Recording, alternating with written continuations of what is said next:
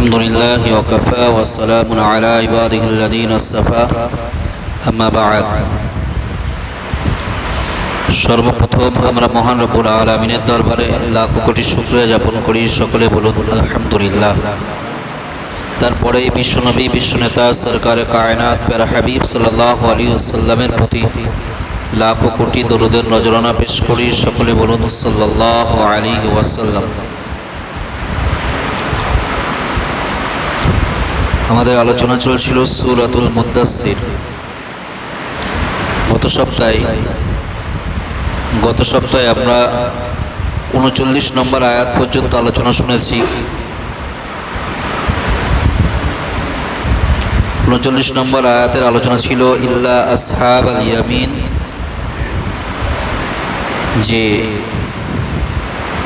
যারা ডান হাত বিশিষ্ট তারা ছাড়া, কি থেকে, যে প্রত্যেকেই তাদের কাজের ব্যাপারে দায়বদ্ধ আছে এবং যে তার নিজের দায়বদ্ধতা কমপ্লিট করবে না, তার যে কাজের দায়িত্ব দেওয়া হয়েছে দায়িত্ব পালন করবে না, তাকে তার সেই দায়িত্ব সম্পর্কে আল্লাহর সম্মুখীন হতে হবে, জবাবদিহি করা লাগবে।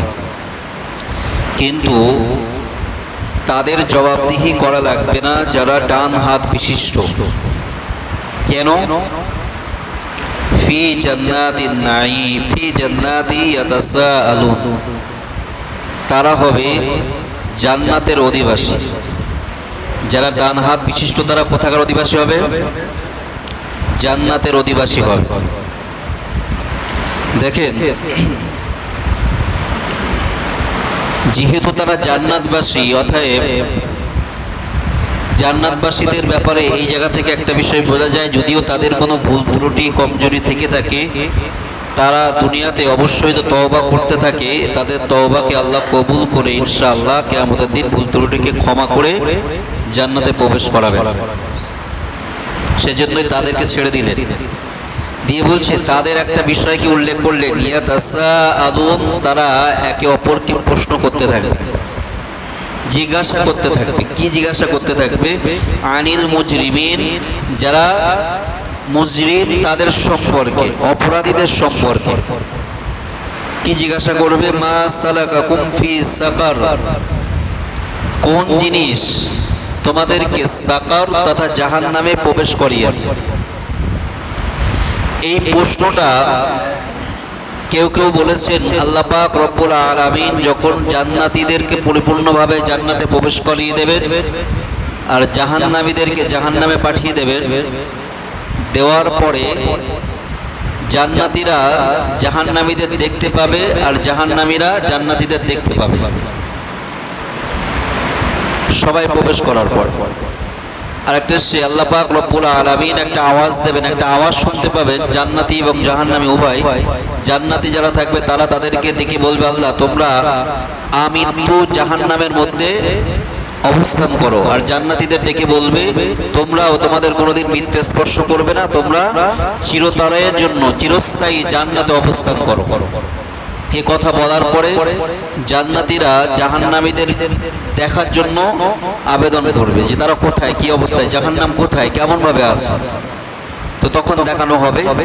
দেখানোর পরে তারা জাহান্নামীদেরকে প্রশ্ন করবে, যে কি প্রশ্ন? যে মা সালাকাকুম ফি সাকার, কোন জিনিস তোমাদেরকে জাহান্নামে প্রবেশ করিয়েছে? কি অপরাধ করেছিলে, কি অন্যায় করেছিলে যার কারণে আজকে তোমাদের জাহান্নামে প্রবেশ করতে হলো? এগুলো যখন বলবে,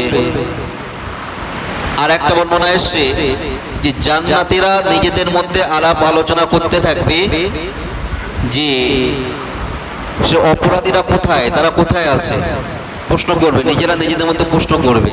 যারা অপরাধ করেছিল, পৃথিবীতে অন্যায় করেছিল, জুলুম করেছিল, তারা কোথায়? তো তখন তাদেরকে দেখানো হবে, আল্লাহ জাহান্নামীদের দেখিয়ে দেবে। তো যে কোনো অবস্থায় মোটামুটি জান্নাতীরা জাহান্নামীদের দেখতে পাবে, আবার জাহান্নামীরা জান্নাতীদের দেখতে পাবে। অপর জায়গায় সম্ভবত সূরা ওয়াকিয়ার মধ্যে আমরা শুনেছিলাম যে জান্নাতীদের কাছে জান্নাতীরা যখন পানি পান করবে তখন জাহান্নামীরা পানি প্রার্থনা করবে যে আমাদেরকে তোমাদের ওই পানির পাত্র থেকে বা আমাদের দিকে কিছু পানি ছুড়ে দাও, আমরা একটু পানি পান করি। তো তখন তারা কি জবাব দেবে? যে না, এগুলো তোমাদের জন্য আল্লাহ সম্পূর্ণরূপে হারাম করে দিয়েছে। বোঝা গেল মোটামুটি জান্নাতি এবং জাহান্নামীরা তাদের স্ব স্থানে থাকার পরেও একে অপরের সাথে কথোপকথন হবে, কথা বলতে পারবে, দেখতে পাবে। কেন? যেমন দেখেন, যখন কোনো মানুষ মৃত্যুবরণ করে, যদি সে ভালো মানুষ হয়, তো ভালো মানুষ হলে প্রথমে তাকে মৃত্যুর ফেরেশতারা বা মৃত্যুর সংক্রান্ত অন্যান্য ফেরেশতারা এসে তাকে জাহান্নামের একটা বিশেষ স্থান দেখায় ভালো মানুষকে। সেই জাহান্নামের কঠিন সাজা দেখে সে তখন মানে ভয়ে যেন জড়সড় হয়ে যায়। এবং এগুলো দেখার পরে ফেরেশতারা বলে যে তুমি যদি কিনা আল্লাহর সঙ্গে নাফরমানি করতে, আল্লাহর আদেশগুলো না মানতে, তাহলে এই জাহান্নামের যে জায়গা তোমাকে দেখানো হলো, তোমার জায়গা এখানে হতো। বলে এরপরে বলবে যে তুমি উপরের দিকে তাকাও। উপরে তাকাবে, তাকানোর পরে দেখবে যে বিশাল সৌন্দর্য নিয়ামত সমূহ একটি জান্নাতের একটি বাগান দেখতে পাচ্ছে। দেখার পরে ওই জান্নাতের বাগান যখন দেখতে পায়, দেখার পরে ফেরেশতারা বলে তুমি আল্লাহর অনুগত্য করার কারণে, ঈমান নিয়ে আসার কারণে, সমস্ত হুকুম আদেশগুলো মানার কারণে এই জান্নাত তোমার জন্য বরাদ্দ হয়েছে, মৃত্যুর পরে তুমি এখানে অবস্থান করবে। এটা দেখার পরে জান্নাতীরা বা যে ব্যক্তি মুমিন ব্যক্তি, তার জান, তার রূহ শরীর থেকে বার হওয়ার জন্য ছটফট করতে থাকে, কখন আমি বার হব। আনন্দ থাকে তার মধ্যে, একটা আনন্দের হাসি তার মুখে বয়ে যায়। এটা দেখে মৃত্যুর পূর্বের অবস্থা দেখে অনেক সময় বোঝা যায় মুমিন ব্যক্তির মৃত্যু। কেন? সে তো জান্নাত দেখতে পাচ্ছে, আমার অবস্থান ওখানে, আমি যেখানে আছি এই কষ্ট থেকে আমি মুক্তি পেলেই তো জান্নাতে প্রবেশ করব। তখন এসে কানের এই পিছনে এই জায়গাটা এসে তার অবস্থান করে এবং আজরাইল আলাইহিস সালাম জানটাকে সহজে বার করে নেয়। আর যে ব্যক্তি কাফের হয়, মুশরিক, অপরাধী যে ব্যক্তি হয়, এছাড়াও মুমিন ব্যক্তির জন্য আজরাইল আলাইহিস সালাম কমপক্ষে 70 জন এবং 70 থেকে অধিক 500 জন পর্যন্ত ফেরেশতাকে সঙ্গে বাহিনী নিয়ে আসে। সেই ফেরেশতারা তাদের হাতে, এক একজনের হাতে ফুলের তোড়া থাকে, বিভিন্ন রকমারি ফুলের তোড়া থাকে এবং তা থেকে সুন্দর একটা ফুলের আভাস ছুটতে থাকে এবং তারা সারিবদ্ধভাবে দুই দিকে লাইন করে দাঁড়িয়ে যায় প্রথম আসমান পর্যন্ত। আর এই ভালো মানুষের রূহটাকে তাদের মাঝখান দিয়ে নিয়ে যাওয়া হয় আর তারা তাকে এই ফুলের তোড়া দিয়ে স্বাগতম জানাতে থাকে। এটা ভালো মানুষের লক্ষণ। আর যে ব্যক্তি কাফির হয়, তার মৃত্যুর জন্য আজরাইল আলাইহিস সালাম একটা ভয়ঙ্কর আকৃতি নিয়ে আসে এবং দুর্গন্ধযুক্ত বিভিন্ন ধরনের একটা কাপড় জাতীয়, বস্তা জাতীয় জিনিস নিয়ে আসে। নিয়ে এসে সেই খারাপ ব্যক্তির সামনে প্রবেশ আসার পরে তাকে প্রথমে জান্নাতের সেই জিনিসগুলো দেখানো হয়। দেখার পরে তাকে বলা হয় যে এই জান্নাত তোমার জন্য নির্মাণ ছিল, তুমি আদম আলাইহিস সালামের সন্তান হিসেবে এই জান্নাত তুমি পেতে, কিন্তু তুমি আল্লাহর সঙ্গে নাফরমানি করার কারণে এই জান্নাত থেকে বঞ্চিত হয়েছে। তখন তার মুখটা শুকিয়ে যায়। এরপরে তাকে দেখানো হয় জাহান্নামের সেই বিভীষিকাময় আযাবের অবস্থা। দেখিয়ে তাকে বলা হয় তুমি আল্লাহর সঙ্গে নাফরমানি করার কারণে এই জায়গা হলো তোমার জায়গা, এখানে তোমাকে অবস্থান করতে হবে। তখন তার রূহ ভয়ে পলায়ন করে পায়ের বুড়া আঙুলের নখের নিচে যে লুকিয়ে থাকে। আজরাইল আলাইহিস সালাম তাকে প্রহার করে। এই ঘটনাটা দুনিয়ার সময়ে খুব অল্প সময় হয়ে যায়, কিন্তু যেহেতু ওর তখন আখিরাতের জীবন শুরু হয়ে গেছে, আখিরাতের সময়ের সাথে দুনিয়ার সময়কে নির্ণয় করা যায় না। তো আজরাইল আলাইহিস সালাম তাকে চাবুক দিয়ে আঘাত করতে থাকলে সে এক পর্যায়ে ওখান থেকে হাঁটুতে এসে আবার আটকে যায়। আবারও আঘাত করতে করতে কোমরে এসে আটকে যায়। কোমরে আটকে যাওয়ার পরে আজরাইল সালাম এক ধরনের কাঁটা জাতীয় ধরনের কিছু প্রবেশ করিয়ে তা দিয়ে তাকে ধরে টেনে হিঁচড়ে শরীর থেকে বার করে নিয়ে আসে। জন্য কাফির ব্যক্তিদের মৃত্যুটাও অনেক যন্ত্রণাদায়ক হয়ে থাকে। এরপরে তাকে তিরস্কার জানাতে জানাতে নিয়ে যাওয়া হয় জাহান্নামের দিকে। তো যেটা বলছিলাম যে জান্নাতীরা জান্নাত থেকে যেমন জাহান্নাম দেখতে পায়, আবার জাহান্নামীরা জান্নাত দেখতে পায়। পাশাপাশি মৃত্যুর সময়ও প্রত্যেকটা ব্যক্তি জান্নাত জাহান্নাম দুটো অবস্থায় দেখতে পায়। তো দেখার পরে জান্নাতীরা জাহান্নামীদেরকে কি প্রশ্ন করে, তোমাদের কোন জিনিস জাহান্নামে প্রবেশ করিয়েছে? কলু, তো জাহান্নামীরা জবাব দিচ্ছে, লাম নাকু মিনাল মুসাল্লিন, আমরা নামাজ ঠিকমতো আদায় করতাম না, তথা নামাজ আদায়ই করতাম না। তাদের জাহান্নামে যাওয়ার কারণ কি বললো? প্রথম 1 নম্বর কারণ বলেন, সকলে বলেন। জাহান্নামীরা জাহান্নামে যাওয়ার যে কারণগুলো বলছে তার মধ্যে একটা আমরা জেনেছি, সেটা কি? নামাজ আদায় করতাম না। ওয়ালাম নাকু নুতইমুল মিসকিন, এবং অসহায় এতিম দরিদ্র ব্যক্তিদের, ক্ষুধার্ত ব্যক্তিদেরকে আমরা খেতে দিতাম না। 2 নম্বর কারণ কি? কোনো ক্ষুধার্ত ব্যক্তিকে, কোনো প্রয়োজন আছে এমন ব্যক্তির যে জিনিস প্রয়োজন আমার দেওয়ার সমাপ্ত আছে কিন্তু আমি দেইনি। দেখেন, প্রথম যেটা নামাজ, এটা নিজের ব্যক্তির সঙ্গে সম্পর্কিত। যে ব্যক্তি নামাজ আদায় করবে তার চরিত্র ঠিক হবে, তার ব্যক্তির সঙ্গে, সেই ব্যক্তিত্বের সঙ্গে এটা সম্পর্ক। ইসলাম ব্যক্তি কেন্দ্রিক না, ইসলাম বিশ্বব্যাপী কেন্দ্রিক। বিশ্বকে নিয়ন্ত্রণ করার জন্য ইসলাম পৃথিবীতে এসেছে। দেখেন সিস্টেম কত সুন্দরভাবে। প্রথমটা কি বললো, যে আমরা নামাজ আদায় করতাম না, এটা ব্যক্তিগত ভুল, ব্যক্তির সঙ্গে সম্পর্কিত। দ্বিতীয়টা, আমরা অসহায় দরিদ্র মিসকিনদেরকে খেতে দিতাম না, তাদের প্রয়োজন মিটাতাম না। তাই এই কাজটা যদি আমি করি, উপকৃত কে হবে? অপর একজন সমাজের দরিদ্র শ্রেণীর ব্যক্তি।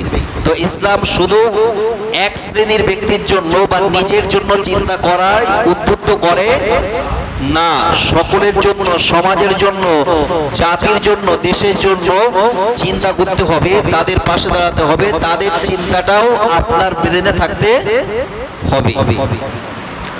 তারপরে বলছে ওকুন্না নাখুদু মাআল খাইদিন, যে আমরা অহেতুক আলোচনায় মগ্ন থাকতাম, আর যে সমস্ত ব্যক্তিরা অহেতুক আলোচনা করত তাদের আলোচনায় যেয়ে বসতাম। চিন্তা করে দেখেন, অহেতুক আলোচনা কোথায় হয় বেশি? হ্যাঁ, জানেন না মানে সকলে? 1-2 জন উত্তর দিয়েছে, 1-2 জনই জানে, বাকিরা জানেন না নাকি? বেকার অহেতুক আলোচনা কোথায় হয়? শুধু চায়ের দোকানে, বাজার ঘাটে, মোড়ে, বা যে সমস্ত আড্ডা দেওয়ার জায়গা আছে সেই জায়গাতে হতে পারে, সেটা বাজার বা মাঠের কোনো রাস্তার ধার। বুঝতে পারেননি? এটা শুধু বাজার বলে, চায়ের দোকান বলে দিয়ে সমস্যা কেন? এখন চায়ের দোকান ছাড়াও আরো অনেক জায়গায় এমন অহেতুক আলোচনা হয়। তো যত অহেতুক আলোচনার জায়গা আছে সবগুলোতেই এর মধ্যে এসে যে আমরা অহেতুক আলোচনা করতাম, এবং যে সমস্ত জায়গায় অহেতুক আলোচনা হতো, কোরআন হাদিসের উপরে আঙুল উঠলো, ইসলাম শরিয়াতের বিধানের উপরে আঙুল উঠলো, মুসলমানদের উপরে আঙুল উঠলো, বা ইসলাম শরিয়াত কিভাবে উপকৃত হবে এই সমস্ত চিন্তা ছাড়া ফালতু কোনো চিন্তা, এমন ধরনের কোনো চিন্তা চেতনা নিয়ে যে সমস্ত আলোচনাগুলো হতো, সেই সমস্ত আলোচনায় আমরা অংশগ্রহণ করতাম। এটা কত নম্বর? 3 নম্বর। যেটা প্রথমটা ছিল নিজের ব্যক্তি সম্পর্কে, দ্বিতীয়টা প্রতিবেশী, আর এটা জাতীয় ব্যাপার। এটা কিন্তু আরো বড়, এর আয়তনটা আরো বেশি বৃদ্ধি করে। সুতরাং তারপরে কি বলছে, কুন্না নুকাযযিবু বিয়াউমিদ্দিন, এবং আমরা কিয়ামত দিবসকে মিথ্যা প্রতিপন্ন করতাম। তাহলে এই যে 4টি কাজ, যে কাজের কারণে আমাদেরকে জাহান্নামে দেওয়া হয়েছে।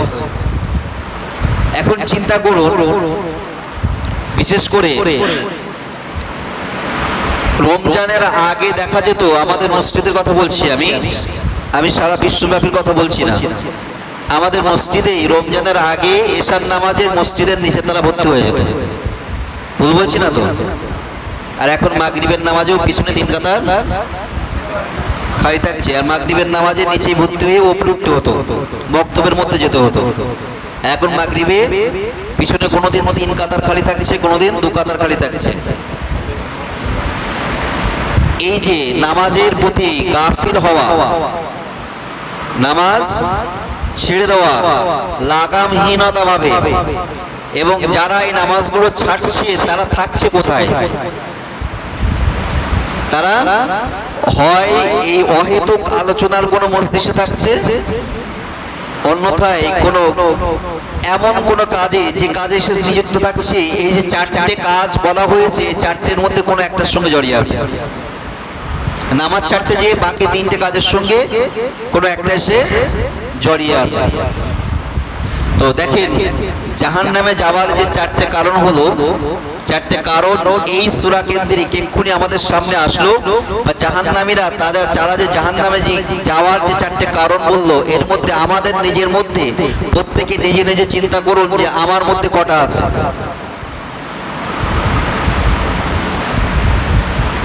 আলাদা করে কোনো বিচার বা বিচারালয় তৈরি করতে হবে না।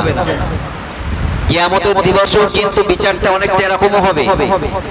আমরা সূরাতুল বানী ইসরাঈলের মধ্যে পড়েছি বা প্রায় নামাজেও তেলাওয়াত করা হয়, ওয়াকুল্লা ইনসানিন আলজামনাহু তাইরাহু ফি উনুকিহি ওয়া নুখরিজু লাহু ইয়াওমাল কিয়ামাতি কিতাবান ইয়ালকাহু মানশুরা ইকরা কিতাবাকা কাফা বিনাফসিকাল ইয়াওমা আলাইকা হাসিবা। যে মানুষ যে কাজগুলো করে, যে কথাগুলো বলে, এই সবগুলো আল্লাহ পাক রব্বুল আলামিন তার উনুকের মধ্যে সংরক্ষণ করছে। অনুখরিজু লাহু ইয়াওমাল কিয়ামাতি কিতাবান ইয়ালকাহু মানশুরা, এই উনুক থেকে কিয়ামতের ময়দানে একটা পাঠিত কিতাব আকারে সেটাকে রূপ দিয়ে বার করা হবে এবং বলা হবে ইকরা কিতাবাক, যার উনুক থেকে যে কিতাব বার হয়েছে তার হাতে দিয়ে বলা হবে এই নাও তোমার কিতাব, তুমি এটাকে পাঠ করো।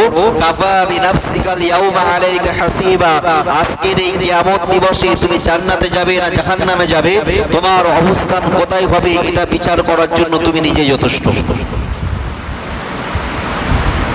একজন পরীক্ষার্থী পরীক্ষা দেওয়ার পরে খাতা যদি তার হাতে দেওয়া হয় যে তোমার খাতা তুমি দেখো, তো দেখি সে যা উত্তর করেছে তার থেকে বেশি নম্বর দিতে পারবে? একজন টিচার চাইলে তাকে নম্বর বাড়াই দিতে পারে, কিন্তু শিক্ষার্থী নিজের থেকে নিজের নম্বর বাড়িয়ে দিতে পারে না। সুতরাং আপনার হিসাব আপনাকে করতে হবে কিয়ামতের মাঠে। তো আপনি কিভাবে আপনার প্রতি দয়া দেখাবেন? যদিও এই পর্যায়টা সকলের জন্য আসবে বলে আমার যতটা এই পর্যন্ত জানা, তাতে করে না। বিশেষ এক ক্ষেত্রে কোনো ব্যক্তি যখন একটা বিশেষ পর্যায়ে পৌঁছাবে তখন তাকে বলা হবে তুমি হিসাব করো। তো যাই হোক, আমরা যদি দুনিয়াতেই একটু হিসাব করি যে জাহান্নামে যারা গিয়েছে তাদের জাহান্নামে যাওয়ার কারণ বলছি আমরা নামাজ পড়তাম না, আমরা মিসকিনদের খেতে দিতাম না, অসহায়দের সাহায্য করতাম না, আমরা অহেতুক আলোচনার মধ্যে মত্ত থাকতাম এবং আমরা কিয়ামত দিবসকে আমরা অস্বীকার করতাম। দেখেন, আমরা নিজেরা নিজেদের দিকে, নিজেদের গিরিবানের দিকে তাকিয়ে দেখি যে আমাদের অবস্থাটা কি। হাত্তা আতানাল ইয়াকিন, অবশেষে বা পরিশেষে সেই আমাদের বদলা দেওয়ার দিবস তথা সেই পরিস্থিতিতে যে জিনিসটাকে আমরা অস্বীকার করতাম কিয়ামতের দিন, সেই কিয়ামত আমাদের কাছে এসে গিয়েছে, আমাদের সামনে এসেই গেল। আমৃত্যু পর্যন্ত আমাদেরকে জাহান্নামে থাকতে হবে। ফামা তানফাউহুম শাফাআতুশ শাফিঈন, এটা একটা মারাত্মক কথা। সুতরাং তানফাউহুম, তাদেরকে কোনো উপকার করবে না। শাফাআতুশ শাফিঈন, কোনো সুপারিশকারীর সুপারিশ তাদের কোনো উপকার করবে না। দেখেন, কিয়ামতের মাঠে পর্যায়ক্রমে বিভিন্ন সময়ে বিভিন্ন ব্যক্তি সুপারিশ করবে। কিয়ামতের মাঠের সর্বপ্রথম সুপারিশ করা যেটা আল্লাহ যাকে অনুমতি দিয়েছেন, তথা আমার আপনার নবী প্যারা হাবিব সাল্লাল্লাহু আলাইহি ওয়াসাল্লাম, সকলে বলুন সাল্লাল্লাহু আলাইহি ওয়াসাল্লাম, তিনি ছাড়া আর কেউ ওই মূল সুপারিশ করতে পারবে না। ওটা হলো ওই সুপারিশ যে কিয়ামতের দিবসে সকলে উপস্থিত হয়ে যাবে। উপস্থিত হওয়ার পরে সকলে বিভ্রান্ত অবস্থায়, হতাশ অবস্থায় চারিদিকে ছুটতে থাকবে, আর কঠিন একটা পরিবেশ পরিস্থিতি, সেই পরিস্থিতিতে তারপরেও আল্লাহ বিচার শুরু করবে না, রাগান্বিত অবস্থায় থাকবে। আল্লাহ রাগ আর ক্রোধ থেকে সমস্ত নবীরা ভয়ে আল্লাহর সামনে উপস্থিত হতে চাইবে না, যে বিচার শুরু করার কথা বলতে সাহস পাবে না। এই সময় আমার আপনার নবী প্যারা হাবিব সাল্লাল্লাহু আলাইহি ওয়াসাল্লাম তিনি একমাত্র আল্লাহর কাছে গিয়ে বলার সাহস রাখবে, আল্লাহ আপনি বিচার শুরু করে দেন। তাও ডাইরেক্ট না, রাসূল আল্লাহর সামনে সিজদায় পড়ে যাবে, লম্বা সময় সিজদায় থাকবে। থাকার পরে একটা পর্যায়ে আল্লাহ রাসূলকে বলবে, রাসূল মাথা তোলাও, কি বলতে চাচ্ছ তুমি, কি চাহিদা আছে তোমার বলো। তখন বলবে, না আল্লাহ আপনি বিচার কার্য শুরু করে দেন, তারপরে মাথা উঠাবো। এই সুপারিশটা রাসূল ছাড়া আর কেউ পারবে না।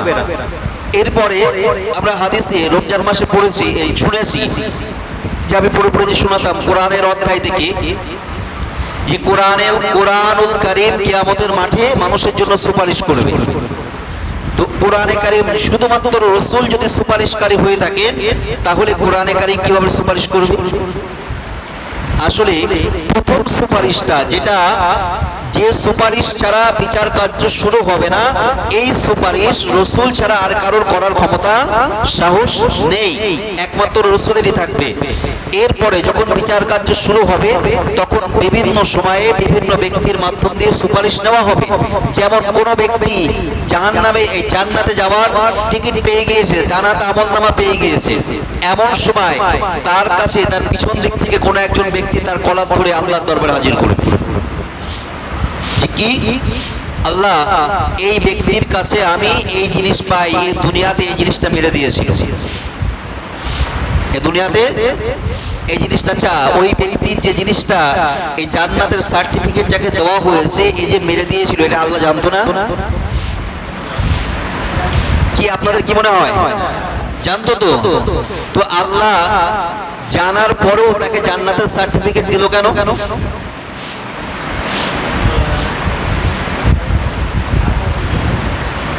এটা একটা বড় প্রশ্ন না? কারণ জায়গাটি মনে যে একজন ব্যক্তির জান্নাতের সার্টিফিকেট দেওয়া হয়ে গেছে, তারপরে একজন ব্যক্তি তার গলা ধরে নিয়ে আসছে যে আল্লাহ আমি এর কাছে এই জিনিস পাই, আমার এই এত টাকা মেরে দিয়েছে বা এই সম্পত্তি মেরে দিয়েছে, এটা বুঝে দিতে হবে, তারপরে জান্নাতে যেতে দেবো। তাই যে তার সম্পত্তি বা তার পাওনা জিনিস সে মেরে দিয়েছে, এটা আল্লাহ জানতো না? তো তারপরেও তাকে জান্নাতের সার্টিফিকেট দেওয়া হলো কেন? তারপরেও তাকে জান্নাতের সার্টিফিকেট দেওয়া হয়েছে এই জন্য, যেটা আমার ব্যক্তিগত অভিমত বলি, যে দেখেন আল্লাহ জানতো ওর সার্টিফিকেট পাওয়ার পরেই এই ব্যক্তি ওর পাওনাদার এসে ওর গলা ধরবে। এখন আল্লাহ জান্নাতের সার্টিফিকেট দেওয়ার আগে যদি সে এসে তার গলা ধরে, তারপরে সেটা বিচার করে তার আমলনামা থেকে তার সওয়াবগুলো দিয়ে সেই ব্যক্তির পাওনা মেটানোর পরে এই ব্যক্তি যদি জাহান্নামে যায়, তো এই জাহান্নামে যাওয়াটা ততটা হতাশামূলক হবে না যতটা হতাশা হবে জান্নাতের টিকিট পাওয়ার পরে নিয়ে তাকে জাহান্নামে পাঠানো হবে। ওর আফসোসটা আরো বেশি হবে, ওর আফসোসটা আরো বেশি করার জন্য, হায় আফসোস আমি যদি দুনিয়াতে এটা না করতাম। ও যে দুনিয়াতে এই অপরাধটা করেছে, এর আফসোসের জন্য, আফসোসটাকে বাড়ানোর জন্যই ওকে আগে জান্নাতের টিকিট দেওয়া হয়েছে, যা জান্নাতে যা, তুই যে আমল করেছিলি তোর আমলের হিসাবে তুই জান্নাতে যেতে পারতিস যদি ওর সঙ্গে এই ফেরেবাজিটা না করতিস। তো তাকে টেনে নিয়ে আসা হবে কোথায়? আল্লাহর দরবারে, মিজানের সামনে। এরপরে সেই ব্যক্তি আল্লাহর কাছে যে দাবি করবে, এটাই তো সুপারিশ, যে আল্লাহ আমি এর কাছে পাওনা, আমার পাওনা আছে, পাওনাটাকে বুঝিয়ে দেন। এটাও একটা সুপারিশ হতে পারে, সেটা জাহান্নামে যাওয়ার জন্য। আমরা এটাও পড়েছি কোরআনে কারীম, কোন ব্যক্তির ঠিক একই রূপ ভাবে কোন ব্যক্তির জাহান্নামের টিকিট দেওয়ার পরেও কোরআন তার বিরুদ্ধে সুপারিশ করে তাকে জাহান্নামে পাঠাবে। আবার কোন ব্যক্তির জাহান্নামের টিকিট দেওয়ার পরেও কোরআন সুপারিশ করে তাকে জান্নাতে পাঠাবে। তো সুপারিশকারী কখনো কি হবে? কোরআন হবে, কখনো রাসূল হবে, কখনো বিশেষ সম্প্রদায়ের বিশেষ ব্যক্তিও হবে। যেমন অন্যান্য নবীদের ক্ষেত্রে তারা যখন আল্লাহর সামনে দাঁড়াবে, তখন তাদের বিরুদ্ধে তার উম্মতরা আল্লাহর সামনে মামলা দায়ের করবে, যে আল্লাহ আমাদের কাছে এই নবীকে পাঠিয়েছিলেন, কিন্তু সে তার দায়িত্ব পালন করেনি, আমাদেরকে বোঝায়নি। তো যখন বলবে কথা বলার পরে, তখন সেই নবী বলবে আল্লাহ আমি তাদের কাছে সম্পূর্ণরূপে দায়িত্ব পালন করেছি। এমন অনেক নবী আছে তাদের একজনও ইমানদার নেই, তাদের হাতে ইমান এক আধজন দুজন হয়তো আছে এরকম। তো সে আল্লাহ তখন বলবে তুমি সাক্ষী নিয়ে এসো, তুমি যে তোমার কাজ পরিপূর্ণ করেছো সাক্ষী নিয়ে এসো। সে সাক্ষী পুরো কিয়ামতের ময়দানে খুঁজে খুঁজে পাবে না, তার উম্মতের মধ্য থেকে সে সর্বশেষ আখির জামানার নবী প্যারা হাবিব সাল্লাল্লাহু আলাইহি সাল্লামের উম্মতদেরকে নিয়ে যাবে, নিজে দাঁড় করাবে সাক্ষী হিসেবে। সে তখন সাক্ষী দেবে, যখন সেই ব্যক্তি সাক্ষী দেবে তখন সেই নবীর উম্মতরা বলবে আল্লাহ আমরা যখন পৃথিবীতে ছিলাম, এই নবী যখন পৃথিবীতে ছিল তখন তো এই যারা সাক্ষী তাতে এরা পৃথিবীতে ছিল না, এরা তার অনেক পরে এসছে, তাহলে এরা কিভাবে সাক্ষী দেয়? তো তখন তারা এই অভিযোগ করার পরে আল্লাহ জিজ্ঞাসা করবে তাই তো তোমরা তখন পৃথিবীতে ছিলে না, তোমরা সাক্ষী দিচ্ছ কিভাবে? তখন উম্মতে মুহাম্মাদি যে জবাব দেবে সেটা হলো এই যে আল্লাহ আমরা কোরআনে পড়েছি জাহান্নাম আছে, তো জাহান্নাম এটা সত্য, আমরা কোরআনে পড়েছি কিয়ামত হবে, এটা আজকে হচ্ছে সত্য, আমরা কোরআনে পড়েছি জান্নাত আছে সেটা সত্য, আমরা কোরআনে যেগুলো পড়েছি একটাও দেখিনি, সবগুলোকে বিশ্বাস করেছি এবং সেগুলো সবগুলো সত্য পেয়েছি। কোরআনে এটাও পেয়েছি আমরা যে পৃথিবীতে যত নবী এবং রসুলকে আপনি পাঠিয়েছিলেন তারা তাদের দায়িত্বকে পূর্ণরূপে পালন করেছে, অতএব আমরা কোরআনকে সামনে রেখে আপনার সামনে সাক্ষী দিতে পারি যে কোরআন বলছে এই নবী পরিপূর্ণরূপে তার দায়িত্ব পালন করেছে। এখন যদি আমরা মিথ্যা সাক্ষী হই তাহলে কোরআনের বাকিগুলো কিভাবে সত্য প্রমাণ করবে? তখন উম্মতে মুহাম্মাদির সাক্ষ্য গ্রহণ হবে, হয়ে সেই নবীর উম্মতদেরকে যারা মানেনি মিথ্যা অভিযোগ করেছিল তাদেরকে জাহান্নামে পাঠানো হবে। এছাড়াও হাদিসের মধ্যে এসে এমন কিছু আলিম থাকবে যে আলিমরা তারা এমন এত বড় একটা জামাতের ব্যাপারে সুপারিশ করতে পারবে যে আমাদের নজর যতদূর যায় এই এতদূর বিস্তীর্ণ এলাকায় যতগুলো মানুষ দাঁড়াতে পারে এত সংখ্যক মানুষের ব্যাপারে একজন আলিম সুপারিশ করে তাকে জান্নাতে নিয়ে যেতে পারে। এবং একজন কোরআনের হাফেজের ব্যাপারে এসে যে একজন কোরআনের হাফেজ সে তার জাহান্নামে একদম অবধারিত হয়েছে, এমন ওয়াজিব হয়ে গেছে, এমন ব্যক্তি 10 জন ব্যক্তিকে সুপারিশ করে জান্নাতে নিয়ে যেতে পারে।